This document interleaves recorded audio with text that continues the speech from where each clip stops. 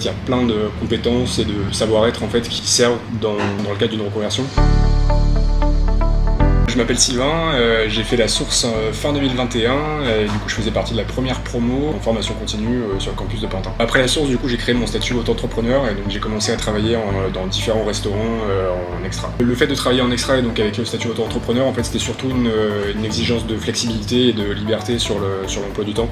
Et notamment quand j'ai commencé après la source, j'avais le projet de partir de Paris quelques mois après, et donc du coup ça m'allait bien d'avoir quelque chose de flexible. Avant la source, j'ai fait un parcours assez classique, donc j'ai fait des études en droit. Jusqu'au Master 2, je me suis spécialisé en droit fiscal, ce qui était sans doute une erreur. J'ai travaillé en tant que fiscaliste du coup en entreprise chez Heineken pendant 9 ans, et puis ensuite j'ai passé un CAP cuisine. Je suis parti d'Heineken dans le cadre d'un plan de licenciement, et c'est là que j'ai rejoint la source pour compléter ma formation en cuisine. J'ai choisi la source, pour moi il y avait deux raisons principalement. Je trouvais que le CAP c'était un peu trop théorique dans les connaissances. J'avais l'impression après le CAP de pas avoir les compétences vraiment, que si j'allais dans un resto j'allais être un peu perdu et un peu limité, et que là avec la source il y avait notamment grâce au restaurant d'application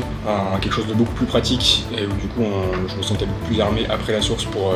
aller travailler, pour démarcher des restaurateurs, et puis une approche plus moderne de la cuisine aussi. Avec le CAP c'est un peu à l'ancienne, avec on a une viande, un poisson en accompagnement, et la cuisine très franco-française, très carnée, etc. Et avec la source où il y avait une approche sur l'anti-gaspi, sur l'écologie, sur quelque chose de plus végétal,